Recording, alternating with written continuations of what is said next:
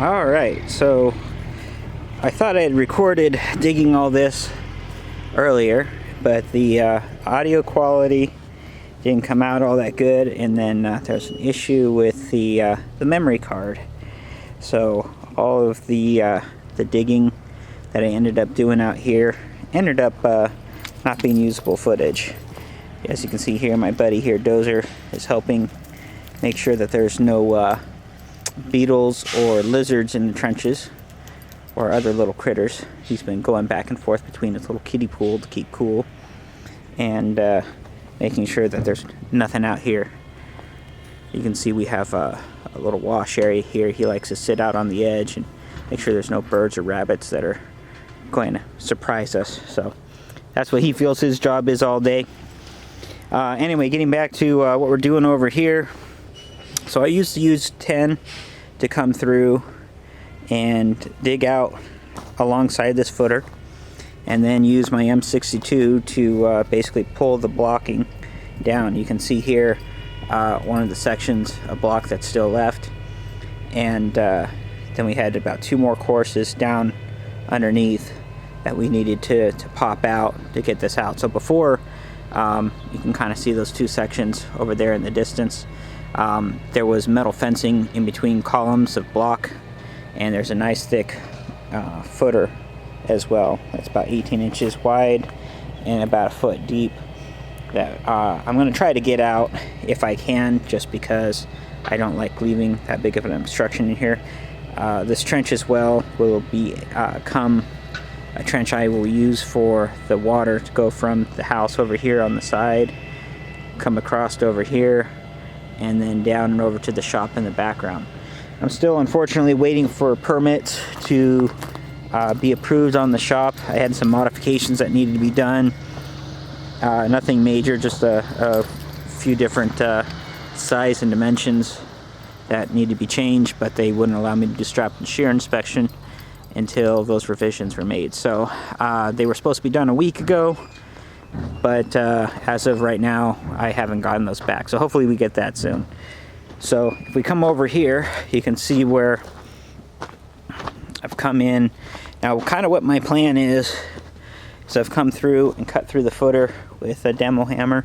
I'm hoping to break through enough that I can then grab this end with the backhoe and pull it into the trench and snap it off as I go. If I need to, I'll get a skid steer out here with a breaker, but I'm trying to eliminate as much equipment as I need to out here, limited to what I've got here on hand. So you can see right here, this is the way it looked before. You can see we had the block right there, basically 2 courses underground. This was backfilled at one point. Before, this would all taper down this way, down into the wash, and it was getting eroded out. So a couple years ago I came in and basically filled it up so that we didn't have that. So I basically needed to dig all that back out to be able to come in and take out this fencing. So eventually what I would like to do is, instead of having this fence that's just blocking off the backyard, I want to bring it out over here to about the midpoint of the shop, and then come out a little ways and then back over more towards the property line, so I get a little bit bigger backyard, more area for Dozer to be able to roam around and be able to do what he loves doing best, which is look out over the wash and look at all the critters. So it's been hot though. It's been 110 degrees. I worked on this until about 11 o'clock, from 6 to 11, and ended up getting hot and sweaty enough that I ended up calling it for a little bit. And that's when I reviewed the footage and realized, it's crap. So that's kind of what I've been up to. I'll probably do another video later on when I start going in and finishing out the trenching. So I still need to bring this around from here and over to the shop to bring in that water line. And then at some point I want to change out the service. Right now I've got a 100 amp service going to the shop. So you can see that right here. I had done this about 8 years ago. Actually, take that back, about 6 years ago. Ran a 100 amp service here for a smaller shed that I turned into a shop and basically reused it. But in the future, I think 200 amps, because of the size of all this, would probably be warranted, but the house itself is only 200 amps now. So currently we have power coming from the pole here, and then coming across here about midway through this flat spot area, and then right where that dirt pile is, it basically curves over to the house, and right behind that U10 is where my main power box is. So what I may try doing in the future is to take over that line, cut it off about right here, and then divert it over to here, and basically try to salvage both the wire and extend the pipe from here over to do the 200 amp service, and then do a new dig from there over to the house with a 400 amp service, and have enough offset that it won't interfere, and that way it'll save me a couple grand in both materials and time and so forth. So we'll see how that goes. That's going to be a project for the distant future. I want to get this all wrapped up first. Right now, just being a shop, 100 amps should be more than sufficient to keep me going. I've got the electrical almost all run now. So in here, see, we got some lighting in here, getting our plugs, all that done, switches. Probably another day's worth of work on the electrical, and just kind of working on whatever I can in the meantime while I'm waiting for the permits to go through so I can get everything stuccoed and closed up.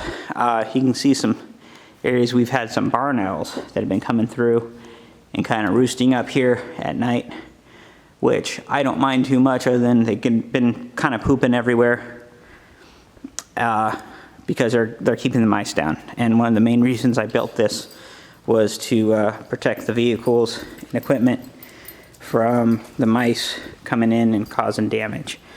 So I mean, overall it hasn't been too bad. You can see right there we got some owl pellets. You can see Dozer's chasing something. He thinks he found something. Oh, a little bird, woodpecker.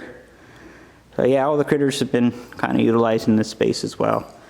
But this size shop has been pretty good. I can get the vehicles, the tractors, all that in here just fine. You can see I've got my box blade, a couple other pieces of equipment. But I'll be glad when I can finally get this all closed up and usable again.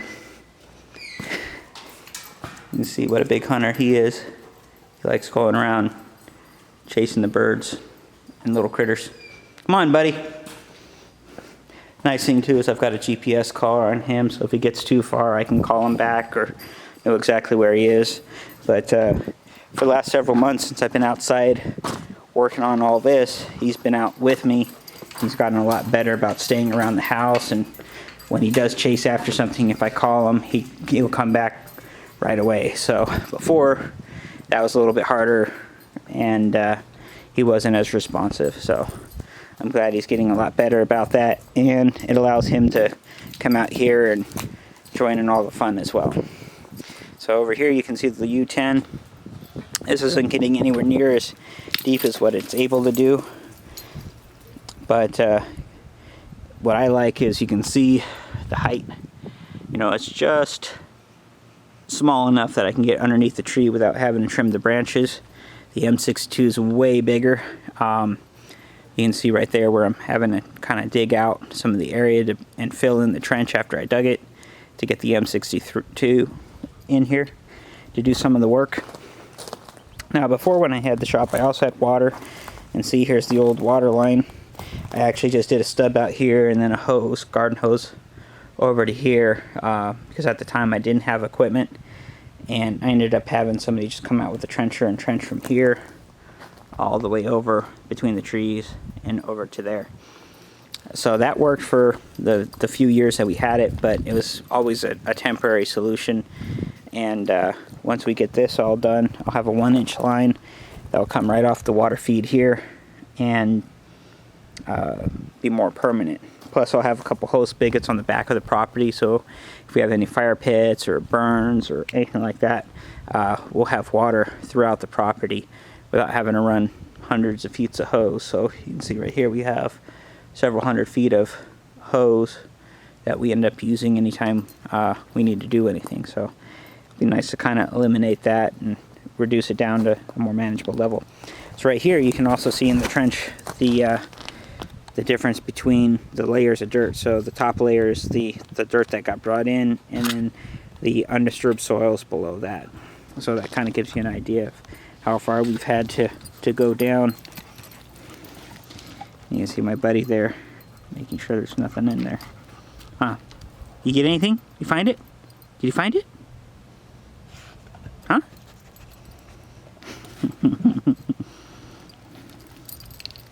So if you have any questions or any videos you'd like me to do, feel free to reach out to me. I'll be more than happy to do what I can. With the heat and me being kind of a solo operation, I haven't really had an opportunity to go out on some of the other jobs and show what the equipment's able to do. Actually just did a job where I did a gas line connection at the street. Ended up having to do a 4 foot by 8 foot by 4 foot trench to get in and go to a main gas line. And it's kind of funny because when I got out there with the little mini excavator, a couple of the guys were kind of laughing like, "Oh, I thought you were bringing the big equipment to do this," you know. And I said, "Oh, I can get it done in about 2.5 hours for sure," and ended up getting it done in about 2 hours. And the big advantage to this machine has been its size. It's got pretty decent amount of digging power for the size that it is. The nice thing is even you can see some of the rocks and stuff that I've been pulling out of here. Yeah, if you hit a rock just right, you know, it'll cause the machine to kind of tilt up a little bit. But overall, it's got about 2,000 pounds of breakout force, and it's been pretty good. And of course, the bucket capacity is not all that much compared to the M62. So on my M62, I've got a 12-inch bucket on there right now, and it's able to do 2 to 3 times more material per scoop. So I mean, by far, if I can get the M62 in, it's going to do a faster job. Of course, nothing beats an actual excavator. A backhoe is slower than an excavator of comparable size, just because of the amount of flow and so forth. The other thing too is the stability of a tractor backhoe versus an excavator is a lot less. It's a little bit more bouncy, especially if you don't have your outriggers on. It actually can be quite dangerous running the M62. Just swinging that boom. It's a 2,000 pound boom, and it's enough to shake the machine around.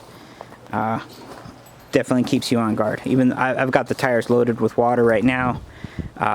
Being out here in Arizona, we can get away with that, but just that little extra amount of ballast makes it a lot better, but still it moves around quite a bit. So by far the excavator is my go-to. I found that more than half my jobs now I've been just using this little mini excavator to do any of my trenching for utilities, gas, water, sewer. Again, just because the overall cost of the machine to operate, it's a lot less. It's compact, it's quiet. You know, I'm not having to yell to be able to talk to other people that are helping out.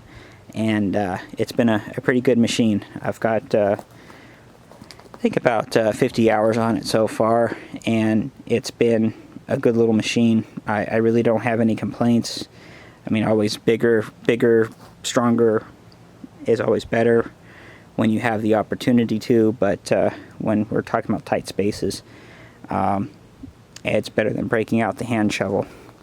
So in that regard, I've been quite happy with it.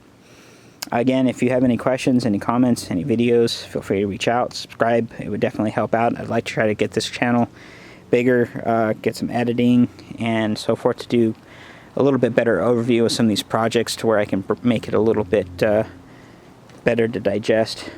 One of the main reasons I haven't done a lot of videos showing the actual work that I do is don't have the software or the time to go through and edit this, but if I can get the channel big enough, I'd like to get to the point where I can actually show what this equipment's able to do on the construction side.